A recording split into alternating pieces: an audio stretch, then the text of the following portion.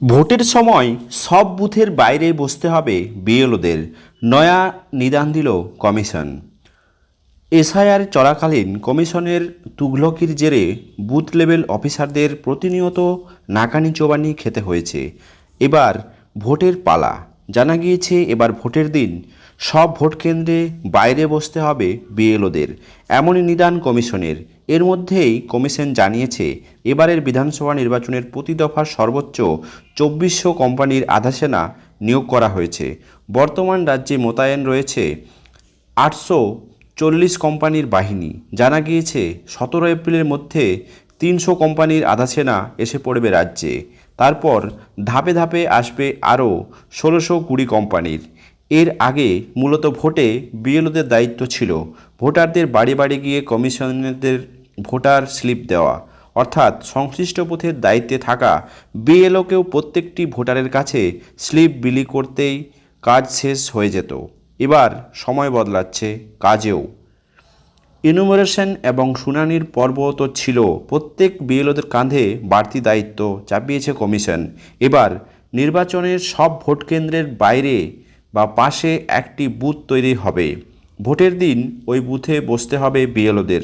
কমিশনের পরিভাষায় এই বুথকে বলা হচ্ছে ভোটার্স অ্যাসিস্ট্যান্স বুথ বা ভিএবি। বিএলওরা ভোট দিতে আসা ভোটারদের সাহায্য করবেন এই বুথ থেকে। ভোটারদেরকে তার বুথ নম্বর, ক্রমিক নম্বর খুঁজে সাহায্য করবে বিএলওরা। কমিশনের এক আধিকারিক জানিয়েছেন ভোট কেন্দ্রের পাশে থাকা এই ভিএবিগুলি কমিশনের লোগো দিয়ে সুস্পষ্টভাবে চিহ্নিত করা থাকবে। প্রত্যেক বুথের ভোটারের সামনে ইআরও নেট মারফত ইংরেজি বর্ণাক্রম অনুযায়ী সাজানো থাকবে। এর ফলে বিএলওরাও দ্রুততার সঙ্গে ভোটারের বুথ নম্বর ও ক্রমিক নম্বর চিহ্নিত করতে পারবেন। ওই আধিকারিক আরও জানিয়েছেন এবারের নির্বাচনের প্রত্যেক বিএলওকে ভোটের দিন বাধ্যতামূলকভাবে ভিএবিগুলিতে বসতে হবে। তবে কমিশন এই বাধ্যতামূলক পদক্ষেপে একাধিক প্রশ্ন তুলেছে বিএলওরায়। তাদের দাবি এসআইআরের পূর্বে কমিশনের বিএলওদের দিয়ে যা খুশি তাই করিয়েছে। কাজের চাপ সহ্য করতে না পেরে বহু বিএলও মৃত্যুবরণ করেছে। তারপর এবার ভোটের দিন বাধ্যতামূলকভাবে বুথে বসার দায়িত্ব দেওয়া হচ্ছে। তাদের প্রশ্ন, যেসব বিএলও বুথে বসবেন তাদের নিরাপত্তার দায়িত্বে কে থাকবেন? এই বিষয়ে কি কমিশনের কোনো স্পষ্ট নির্দেশিকা রয়েছে?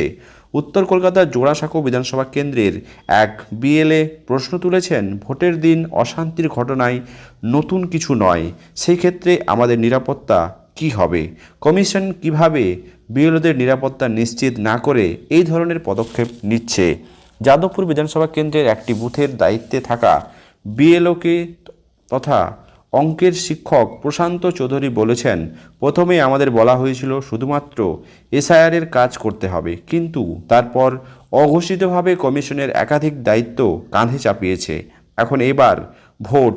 তিনি আরও বলেন, বিষয়টি নিয়ে এখনও কোনো স্পষ্ট নির্দেশিকা দেওয়া হয়নি, অর্থাৎ কোথাও বিএলওদের জন্য এই বুথ তৈরি হবে, কতজন বিএলওকে একসঙ্গে বুথে বসতে হবে, এই সব বিষয়ে কমিশনের কোনো স্পষ্ট নির্দেশিকা নেই। আর কত হয়রানি কমিশন করবে তাদের। ভোটের মুখে বিএলওদেরকে নিয়ে এই নতুন নিয়ম সত্যি কি নির্বাচনকে সুষ্ঠুভাবে করবে, নাকি নতুন করে অশান্তির সৃষ্টি হবে? অবশ্যই আপনাদের 26-এর নির্বাচন কমিশনের এই পদক্ষেপ কতটা কার্যকরী হবে অবশ্যই কমেন্ট বক্সে জানাতে ভুলবেন না। চ্যানেলে নতুন হলে সাবস্ক্রাইব করে পাশে থাকবেন।